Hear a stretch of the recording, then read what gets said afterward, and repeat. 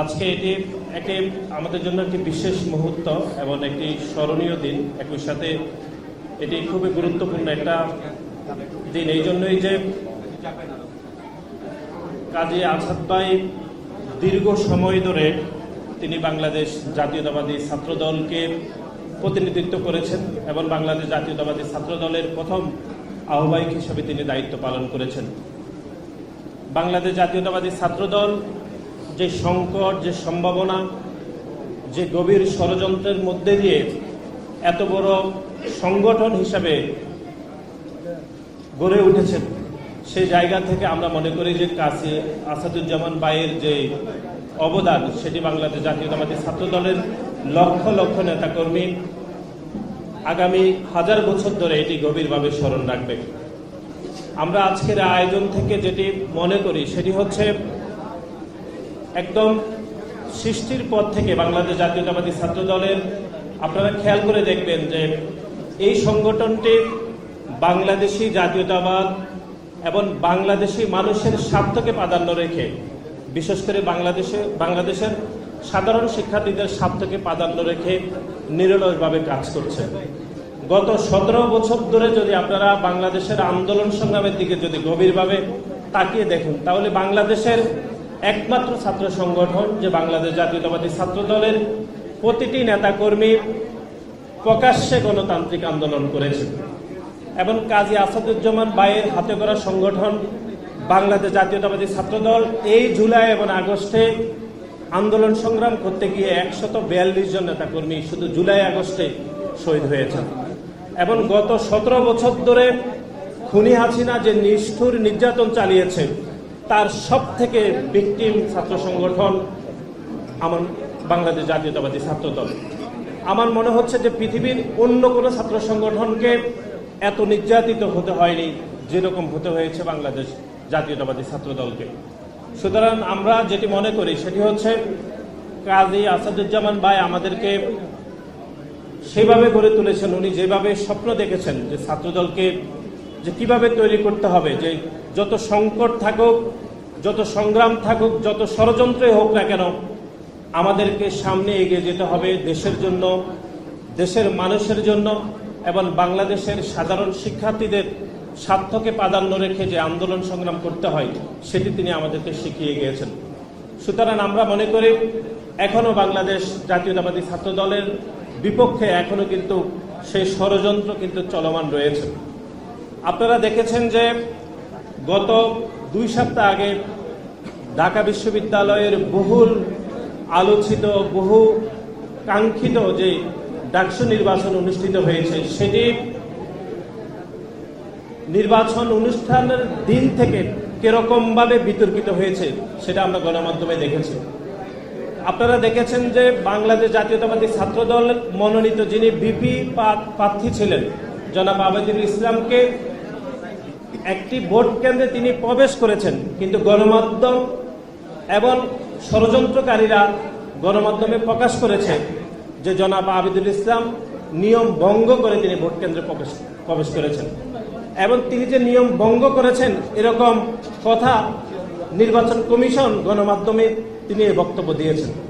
তার কিছুক্ষণ পরে যখন নির্বাচন কমিশনার যিনি দায়িত্ব পালন করছেন তাকে যখন আইন দেখানো হয়েছে যে যে কোনো প্রার্থী নির্বাচন কেন্দ্রে প্রবেশ করতে পারবেন, তিনি বলেছেন যে তার বক্তব্য ভুল ছিল, তিনি আইনটি পড়ে দেখেননি। সুতরাং এরকম একটি দুর্ভাগ্যজনক এবং একটি অনাকাঙ্ক্ষিত পরিস্থিতিতে বাংলাদেশ জাতীয়তাবাদী ছাত্রদলকে ডাকসু নির্বাচন করতে হয়েছে, যে যারা ডাকসু নির্বাচনে পরিচালনা করছেন, যিনি প্রধান নির্বাচন কমিশনার হিসেবে দায়িত্ব পালন করছেন, তিনি জানতেনই না যে ভোট কেন্দ্রে কোনো প্রার্থী প্রবেশ করতে পারে। তিনি এই তথ্য জানতেন না, তিনি কিন্তু ভুল বক্তব্য দিয়ে দিয়েছেন যে কোনো প্রার্থী নির্বাচন কেন্দ্রে প্রবেশ করতে পারে না। এরকম তথ্য গণমাধ্যমে প্রকাশ করে বাংলাদেশ জাতীয়তাবাদী ছাত্রদলের প্রার্থীকে হেয় করেছে। শিক্ষার্থীদের সামনে বাংলাদেশ জাতীয়তাবাদী ছাত্রদলের প্রার্থীকে বিভ্রান্ত করার অপচেষ্টা করেছে স্বয়ং নির্বাচন কমিশনার। এবং আপনারা দেখেছেন যে ডাকসু নির্বাচনের ফলাফল প্রকাশিত হওয়ার পর থেকে বাংলাদেশ জাতীয়তাবাদী ছাত্রদলের পক্ষ থেকে নিয়মতান্ত্রিকভাবে আমরা বিশ্ববিদ্যালয়ের কাছে আবেদন করেছিলাম যে যত শিক্ষার্থী ঢাকা বিশ্ববিদ্যালয়ের ছাত্র সংসদ নির্বাচনে ভোট প্রদান করেছে, আমরা নিয়মতান্ত্রিকভাবে তাদের তালিকা বিশ্ববিদ্যালয়ের নিকট আমরা চেয়েছিলাম। কিন্তু বিশ্ববিদ্যালয়ের প্রধান যিনি নির্বাচন কর্মকর্তা তিনি বলেছেন যে তিনি জানেন না যে এই প্রকাশিত তথ্যগুলো তিনি দিবেন নাকি বিশ্ববিদ্যালয়ের উপাচার্য মহোদয় দিবেন। তারপর তিনি 4 ঘন্টা ধরে মিটিং করেছেন। মিটিং করে তিনি বাংলাদেশ জাতীয়তাবাদী ছাত্রদলকে বলেছেন যে তিনি ছাত্রদল যে ডিমান্ড করেছে যে কারা ভোট দিয়েছে এরকম তথ্যগুলো আবেদনের পরীক্ষাতে আমাদেরকে দেওয়া হোক, তিনি বলেছেন এই তথ্য তিনি দিতে পারবেন না, কারণ তিনি এটি এখতিয়ার না। তারপরে আমরা দেখলাম তার ঠিক কয়েকদিন পরে বাংলাদেশ জাতীয়তাবাদী ছাত্রদলের পক্ষ থেকে যখন একটি সংবাদ সম্মেলন করা হলো, তখন আমরা দেখলাম তিনি একটি বিবৃতি দিয়েছেন তার নিজের নামে, প্রধান নির্বাচন কমিশন। আপনারা দেখেন, আমরা যখন ডাকসুর অনিয়মের বিষয়ে বিশ্ববিদ্যালয়ের কাছে লিখিতভাবে আবেদন করেছিলাম তখন কিন্তু তারা কোনো বক্তব্য দেয়নি আমাদের অভিযোগের বিপরীতে। কিন্তু আমরা যখন গণমাধ্যমে বক্তব্য দিয়েছি তার বিপরীতে তারা কিন্তু একটি বিবৃতি দিয়েছে। সেই বিবৃতিটি প্রধান নির্বাচন কর্মকর্তার নামে হয়েছে, কিন্তু তিনি তার আগে বলেছেন যে তিনি তার নামে কোনো বিবৃতি দিতে পারবেন না, যত বিবৃতি দিবে বিশ্ববিদ্যালয়ের ভাইস চ্যান্সেলর নাকি সবকিছু দেখবেন। এবং আপনারা দেখেছেন গতকাল বাংলাদেশের একটি সুনামধন্য গণমাধ্যম একটি রিপোর্ট প্রকাশ করেছে যে ডাকসু নির্বাচনের যাবতীয় ব্যালট পেপার নীলক্ষেত থেকে চাপানো হয়েছে। এরকম তথ্য এর আগেও কিন্তু বাংলাদেশের বহু ছাত্র সংগঠন এই অভিযোগ করেছিল, কিন্তু বিশ্ববিদ্যালয় কর্তৃপক্ষ সংবাদ সম্মেলন করে এমনকি বিবৃতি দিয়ে তারা মিথ্যা দাবি করেছে যে কোনো ব্যালট পেপার নাকি নীলক্ষেত থেকে চাপানো হয়নি। কিন্তু গতকাল আপনারা দেখেছেন যে একটি বাংলাদেশের সুনামধন্য গণমাধ্যম সেটি কিন্তু প্রকাশ করেছে।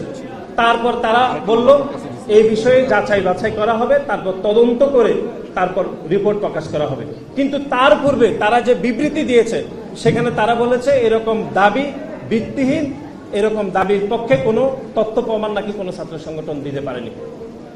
সুতরাং ঢাকা বিশ্ববিদ্যালয়ের মতো এরকম একটি বিশ্ববিদ্যালয়ে এরকম একটি খারাপ পরিস্থিতির মধ্যে আমাদেরকে নির্বাচনে যেতে হয়েছে এবং ষড়যন্ত্র করে কিভাবে শিক্ষার্থীদের অধিকারকে খর্ব করা হয়েছে। সুতরাং আমরা মনে করি বাংলাদেশ জাতীয়তাবাদী ছাত্রদল দীর্ঘ 5 দশকেরও বেশি সময় ধরে বাংলাদেশের সাধারণ শিক্ষার্থীদের স্বার্থকে প্রাধান্য রেখে আমরা আন্দোলন সংগ্রাম করছি।